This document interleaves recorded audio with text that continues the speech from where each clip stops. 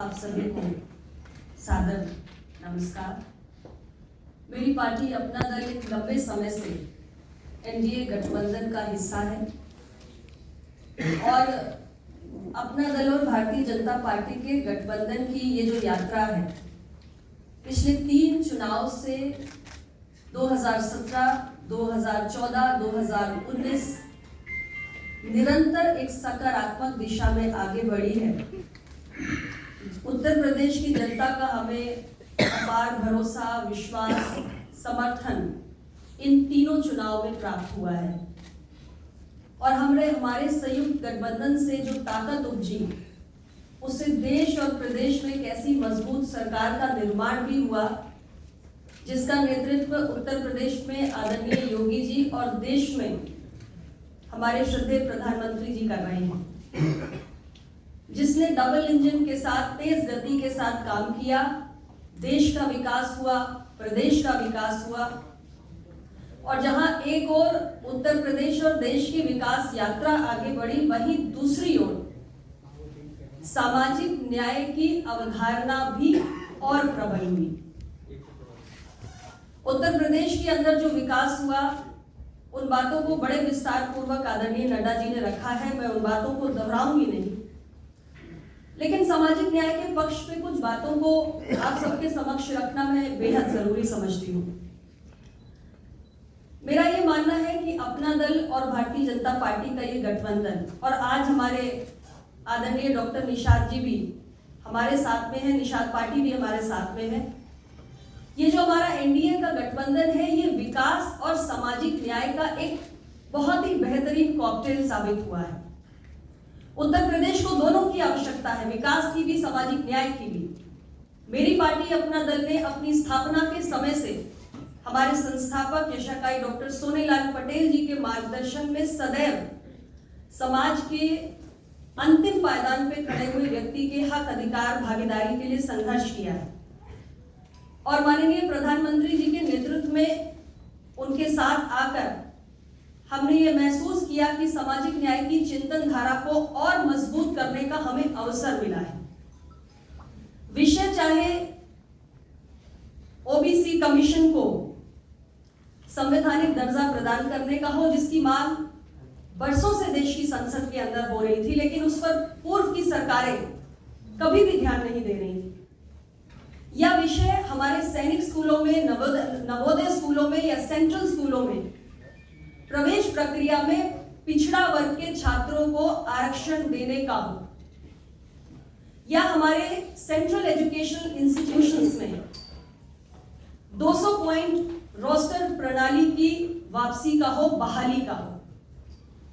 OBC की creamy layer को 6 लाख से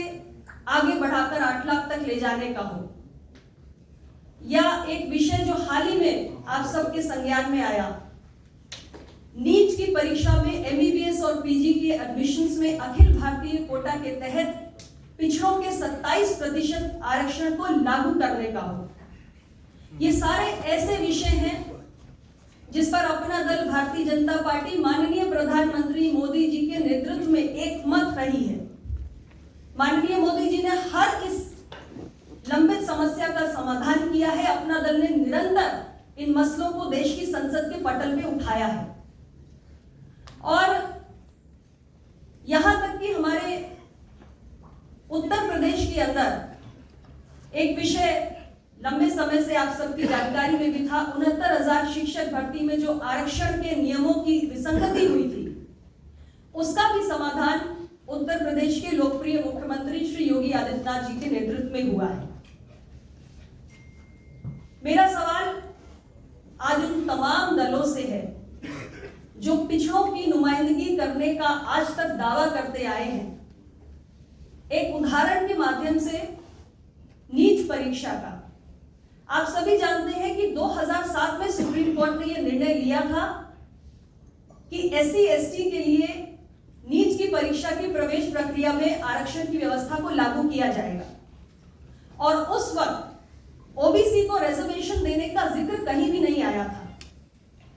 देश में यूपीए की सरकार थी 148 सीटों की और ऐसी तमाम पार्टियां जो सामाजिक न्याय की बात करती हैं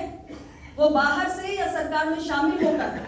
समर्थन देने का काम कर रही थी, लेकिन उस वक्त नीट परीक्षा का वो स्वरूप जिसमें ओबीसी आरक्षण लागू नहीं है, ऐसे तमाम दलों ने उसको स्वीकार किया, जबकि वो चाहते तो इस समस्या का समाधान करा सकते थे, क्योंकि उस वक्त की सरकार ऐसे ही पिछड़ों की और सामाजिक न्याय की नुमाइंदगी करने वाले तमाम दलों की बैसाखियों पर टिकी हुई थी। लेकिन अफसोस की बात है कि पिछड़ों के नाम पर प्रतीकात्मक राजनीति करने वाले दलों ने उस वक्त नीट के उस स्वरूप को स्वीकार किया और ओबीसी के आरक्षण को लागू करने की बात नहीं की। लेकिन हमारी सरकार ने, प्रधानमंत्री नरेंद्र मोदी जी की सरकार ने नीट की परीक्षा के अंतर्गत अखिल भारतीय कोटा में ओबीसी का 27% आरक्षण लागू करने का ऐतिहासिक निर्णय किया है। ये एक उदाहरण है, ऐसे तमाम उदाहरण हैं जो हमारे सरकार ने किए हैं। मैं आपको यहां यह भी बताना चाहूंगी कि संविधान संशोधन करके राज्यों को ओबीसी सूची के निर्धारण का भी अधिकार यदि किसी ने दिया है तो माननीय प्रधानमंत्री श्री नरेंद्र मोदी जी की सरकार ने किया है।